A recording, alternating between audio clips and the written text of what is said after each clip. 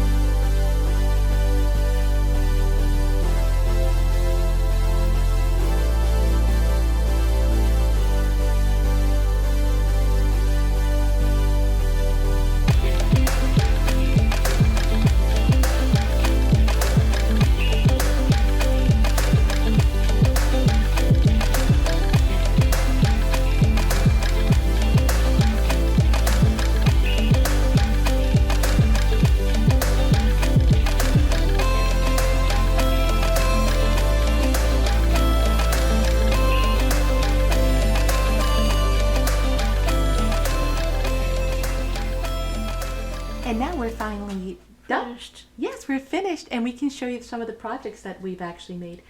What did we make? These are bookmarks. These are bookmarks. So we made quite a few bookmarks. We've actually decorated one, and we made it like a specimen bookmark. Just to kind of give you an idea. Made tickets. We did. We made quite a few tickets. We sure did. We made some tickets, and here we've used an actual ticket to show you how you can use your ticket. So that is just one of the tickets from the strips. And we've decorated strips. And we've actually made it into a little tuck spot on this super cute little envelope and stuck a tag in there. Of course, you can close that. What else did we make? Round tuck spots. Yes, we did. We made some round tuck spots. And there's a video on these as well, so I can actually link that in the description box if you want to find out how to make those. But what they are is they're multi-layered little tuck spots that also allow you to rotate them in case you want to hide a secret message on here as well, or some photos. Okay? Yeah, that's what I was going to say, photos. These are magnetic bookmarks that they stuck to the table. Oh, the magnetic ones, yeah. So these are magnetic bookmarks. Let me get a book and I'll show you. So they have magnets in them. Let me get this book. One of our favorite books. Are we going to put a video so they can watch how they make them?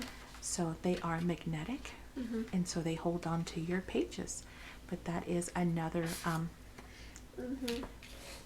Then we also made some pretty ATC cards. Oh, we did. We made some ATCs, correct. And so you can make some ATC layer cards. They're cool. Completely awesome because every background would be different. We made some altered paper clips. Yes, we did. So these are just altered paper clips. Let me put these here. We're running out of room. And I decorated one again so you guys could actually get an idea. They're just paper clips that have, they're double-sided. So, you know, even the back will look pretty as well, right? So that's another. We made some belly bands. Yes. So we actually took some embossing folders and embossed some of the strips, and now they have this great texture. Look at that. And of course we decorated them, so now they are ready to go into book. Of course they could also be used, you know, instead of horizontally, they could be used vertically. But we went ahead and embossed them and used waxes. And yeah, so you've got some really super cool mixed media belly bands. Page tabs, sorry. We did, yes. So these are super cool. We used a punch to actually make these. These are page tabs, and they are ready to go. All that we've done is we left them open here on the inside. So all that, and I decorated one so you guys could actually get an idea as to how you can decorate yours. They're pretty charmed. So pretty. So you would take these, of course, and you would put your adhesive, your glue on here, and then of course just kind of adhere them to the side of your page like so. And so you would have this really pretty tab hanging off of the side. And they are double-sided. Okay. We also made more page tabs. Another set. Oh, the paper clips. Yeah. Paper clips. These are these are also paper clips, but what we've done is we've actually left the paper clips exposed instead of hidden like we did with those.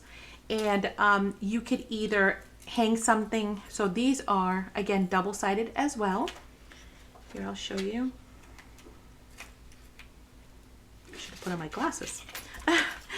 They will actually rest like this on your pages, right?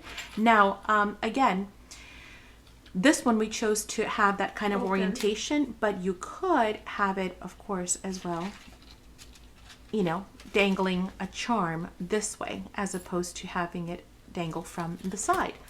Okay, what else did we make? We made a lot of stuff, if you guys can tell, right? Belly bands or page decorations. We did, yeah. We actually took, again, some of our dies or punches, excuse me, and we've actually used some so that we could actually have them ready to go in case we want to, you know, decorate a page maybe going this way, or again create maybe belly bands. So we've got those ready to go as well. We made some regular tabs. Yeah, we made some regular tabs. Again, these are the double-sided tabs, so we've left them open, right? Just there, not at the top. And once again, they're ready for you to adhere onto a page, and they'll be beautifully double-sided. We've been creating. We have been busy. What else? Did we make anything else? I can't remember. And then we made these tiles, whatever they're called. Oh, yes, we did. And these are still a little wet, so I'll be gentle. So we made these artist tiles. And you can see, you can see how we use the backgrounds, and then just layered some really cute ephemera. Here's another one. Oh, so they still, we might do another coat on these, but see, you can actually, this is the background right here. So when you have those little bits, like when you do all of these projects, you're gonna end up with tiny bits like these left over. You don't want to throw them away because again, so you can make all kinds of other projects, but when they get to the point where they're too tiny like this, you can also bring them back in and make yourself some tiles as well. So we hope you guys have enjoyed it. We hope that you leave us some comments. Yeah, leave us a comment. Tell us which of the projects did you like best. Do you want to try it? Have you ever given it a shot? Will you look at hopefully scraps in a different way now and not throw them away? Yeah. Yes, when you see how many things you can actually make and have ready to go in your stash. We can show you how to make them. Yeah, is there something here that you would like to see us make for you? Let us know. We'd love to make a video if there's something here in particular that you would like to see. Thank you so much for joining us. We hope that you guys have found it useful. Blessed day. Yes, we hope that you'll try it and that you have absolutely a blessed day. A very blessed day. Bye, guys. Bye.